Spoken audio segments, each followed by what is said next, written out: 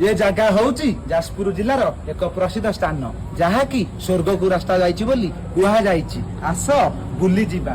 बाबा मु कोन सुनिया को पाइली कि बाबा भीमसेन दास यही कंठाझरी मठरे देहत्याग करथिले आ केबे देहत्याग करथिले ता विषय रे किछा तथ्य कहू आम सुनिया को चाहू।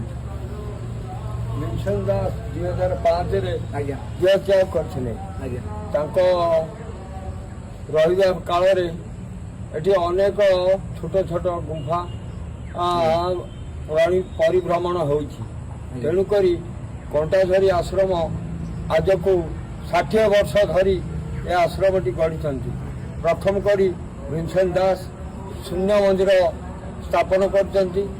ता पूर्वरु ता परे आमर परीक्षित दास यज्ञ मंदिर तैयारी करछन्ति। आसंत बुली जीवा। गुरु महामहिमा प्रभु महिमा ले ये होती आमर यज्ञ मंदिर।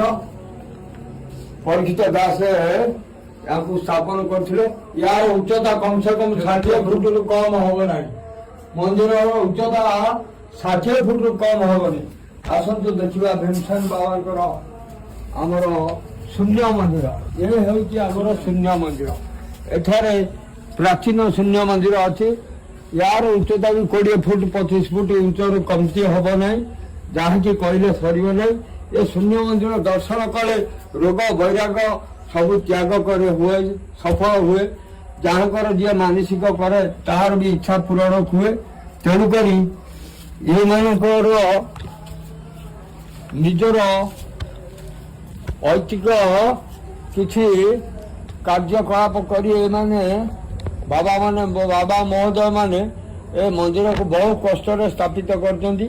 जहाँ कि कहले सरीब ना। तेणुक यार रक्षण भक्षण करने आमे एठी रमेश बाबा आर रक्षण भक्षण करछु। बहुत साधु संत आसंती।